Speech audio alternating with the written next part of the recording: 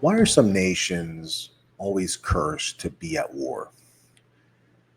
Is it culture, leadership, or is it the religion? Or is it something far more fundamental? Something that's etched into the land itself?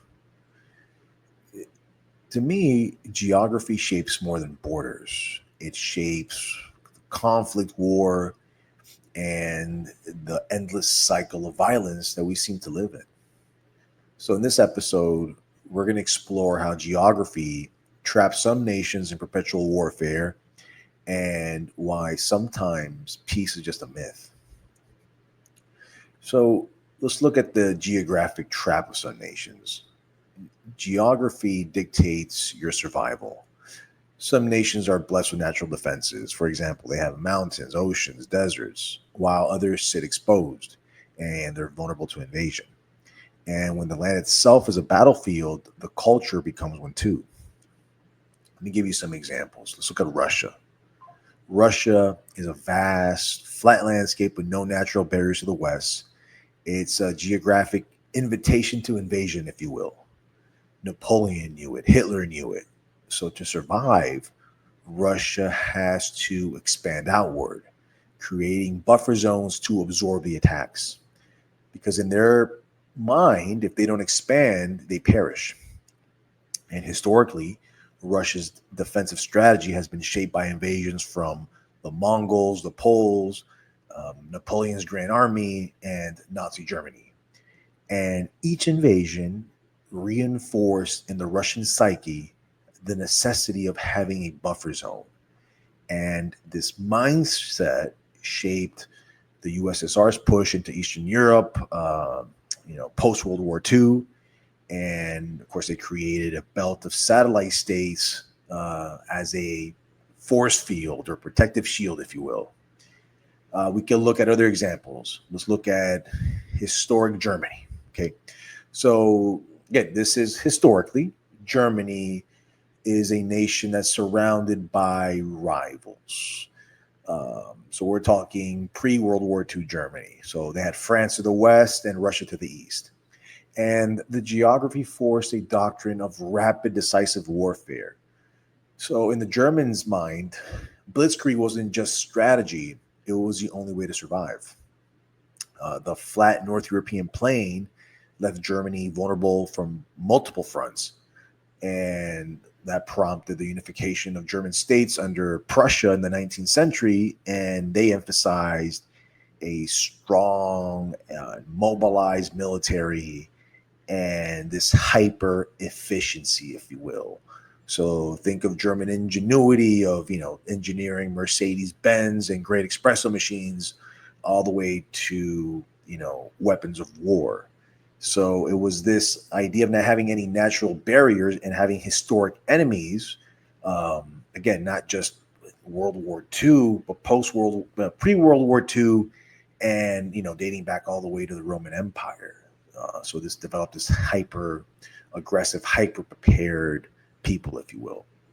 Now, to give you another example as well, look at Israel. Israel is a tiny nation surrounded by hostile neighbors, and constant militarization is not a choice in their eyes, it's survival. Every war is existential. And Israel's geographic narrowness between the West Bank and the Mediterranean Sea leaves it perpetually in a state of alert.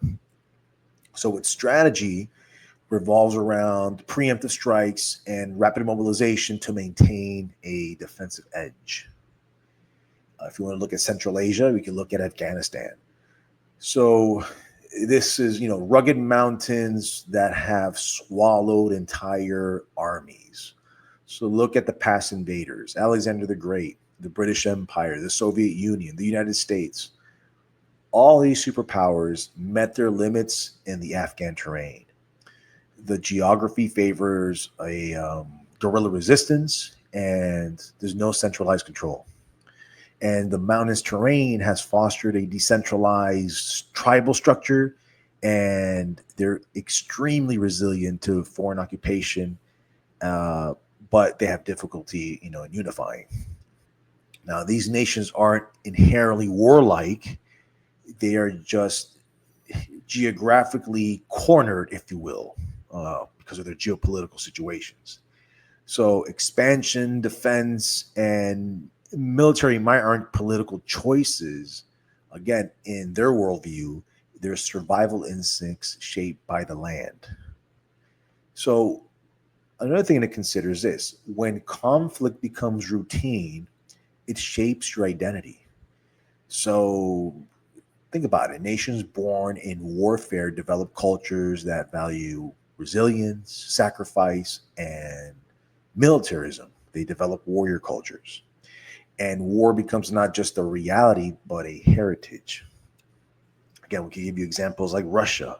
So Russia's patriotic war identity. They celebrate this from Napoleon to Hitler to NATO. Russia's identity is forged through defending the motherland. The concept of the motherland is not just cultural, but strategic. It justifies expansion as a form of protection. Again, we can look at Germany in the past. So, Germany's precision warfare, again, that's the efficiency in conflict that became part of the German psyche, from Prussia's disciplined armies to modern engineering excellence, which they have a lot of. And that legacy of military strategy and precision is embedded in the culture, shaped by the necessity of quick, decisive victories, if you will. And again, Israel's identity of resistance, I mean, all the way pre-Israel, the Holocaust, but those are the origins of this, right? So after that, you have a nation that was forged in conflict after it was formed in 1948, where military service is not just duty, but identity. And again, that collective memory of the Holocaust and the constant threat from neighboring states shapes a culture of vigilance. And same thing with the Afghan. They have this warrior culture, tribal alliances. They have a resistance to central authority. Again, that's because they're also a landlocked in uh, region, nation, and you know, limited access to the outside world because of this locked-in trait. And a lot of these traits, again, are born from resisting foreign conquest for centuries now. So honor and bravery are embedded in the Afghan ethos. And again, forged by centuries of conflicts with empires from the Persians all the way to the Soviets. So geography shapes not just strategy, but culture. And when your survival demands perpetual readiness, peace becomes almost unimaginable. And these nations aren't just fighting enemies, if you will. They're fighting against the land itself. Now, war builds nations, but it also corrodes them from within. Militarization brings resilience, but it also drains resources and hardens your society against progress. And a nation always at war, it can never truly uh, thrive and prosper. You can look at many examples of this. Economic stagnation, places like Afghanistan, right? Resources get funneled into defense rather than development. You get cultural rigidity as well. So the resistance to change becomes, uh, prevalent, right? And militarism becomes your tradition. So they're very resistant to change. They tend to be very, very conservative in that sense. And of course, if you're in perpetual warfare, you have generational trauma. The normalization of loss and sacrifice. War becomes not just policy, but a lifestyle. So these nations aren't cursed because of their people or politics. They're historically cursed by the land because geography shapes their destiny. And to change the cultural conflict, they would have to change the landscape itself. But until then, the war never really ends. And war isn't just something that nations do, or these particular nations do.